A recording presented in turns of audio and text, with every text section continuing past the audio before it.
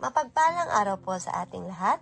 Ang aking pong bahagi ngayon ay mula sa aklat ng Deuteronomio, Kabanata 2, Talata 1 hanggang 8. Tulad ng utos sa akin ni Yahweh, nagbalik tayo sa ilang, tungo sa dagat na pula. Matagal din tayong naglakbay sa kaburulan ng Seir.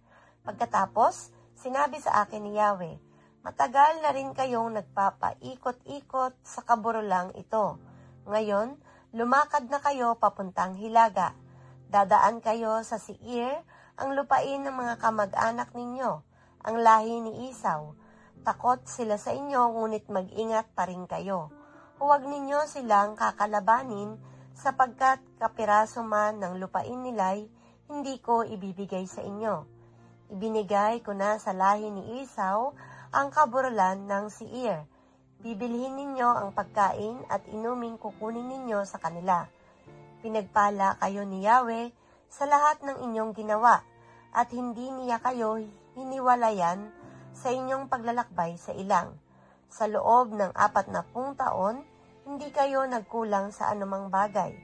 Kaya, dumaan lamang tayo sa kanilang lupain at nagpatuloy sa paglalakbay palayo sa Araba, Elat, at Esion-Geber, at tayo ay napunta sa ilang ng Moab. Amen.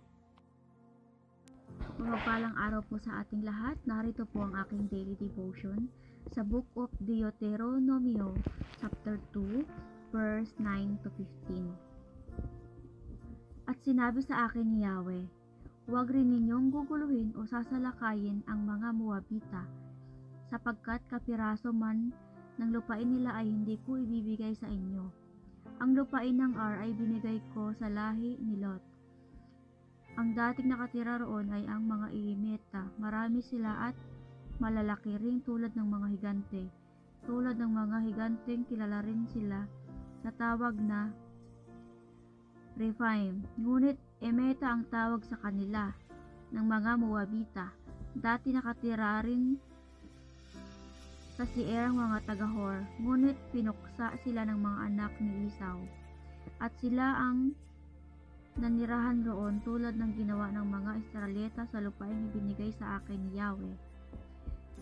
Ngayon nga'y nagpatuloy kayo, tumawid kayo sa batis ng Zared, at ganon nga ang ginawa natin.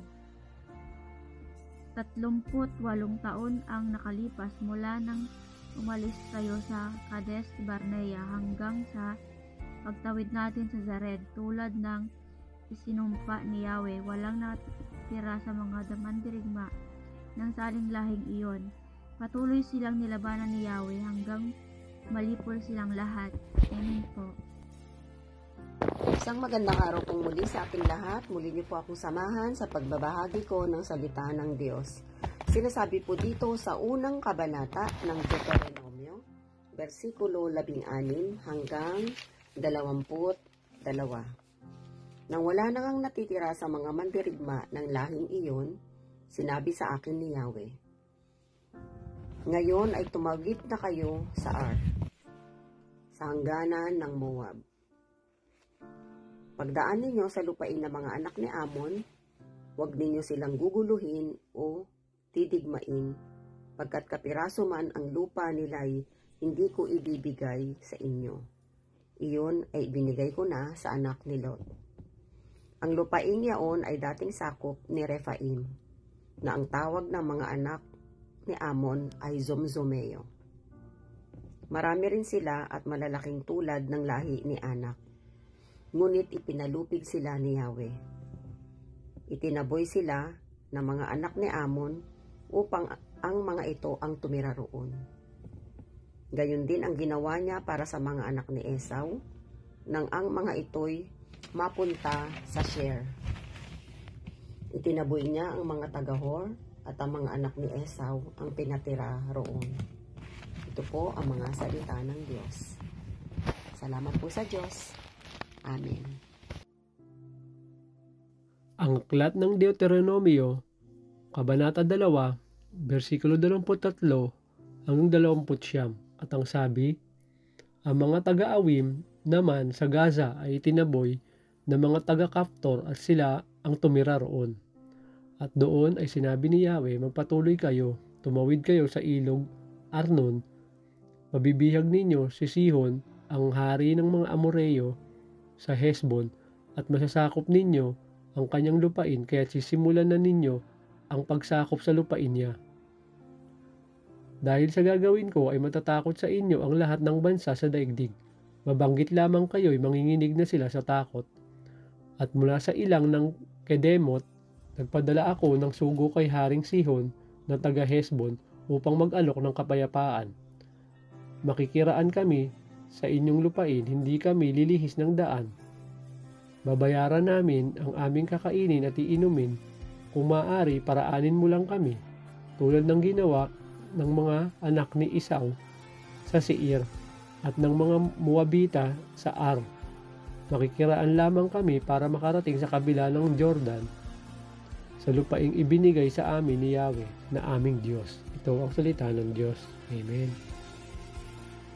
Our devotion for today is from the book of Deuteronomy chapter 2, verse 30 to 37. Ngunit ayaw tayong paraanin ni Sihon na hari sa Hesbon sa lupa niya, sapagkat pinapagmatigas ng Panginoon mong Diyos ang kanyang diwa at pinapagmatigas ang kanyang puso upang maibigay siya sa iyong kamay gaya sa araw na ito. At sinabi sa akin ng Panginoon, narito aking pinasimulang ibigay sa harap mo si Sihon at ang kanyang lupain, pasimulan mong ariin upang iyong mamana ang kanyang lupain. Na magkagayoy lumabas si Sihon laban sa atin, siya at ang buong bayan niya sa pakipagbaka sa Jahaz. At ibinigay siya ng Panginoon nating Diyos sa harap natin, at ating sinaktan siya at ang kanyang mga anak at ang kanyang buong bayan. At ating sinakop ang lahat niyang mga bayan ng panahong yaon, at ating lubos na nilipol ang bawat bayan na tinatahanan 10 ng mga babae at ang mga bata. Wala tayong hinira. Ang mga hayop lamang ang dinalang pinakasamsam, 10 ng mga nasamsam sa mga bayan na ating sinakop. Mula sa Aroer na nasa tabi ng libis ng Arnon at mula sa bayan na nasa libis hanggang sa Galaad ay wala tayong minataas na bayan. Ibinigay na lahat sa harap natin ng Panginoon nating Diyos. Sa lupain lamang ng mga anak ni Amon, hindi ka lumapit sa buong pangpang ng ilog, habok at sa mga bayan ng lupaing maburol at saan man na pinagbawal sa atin ng Panginoon nating Diyos. This is the word of God. Amen.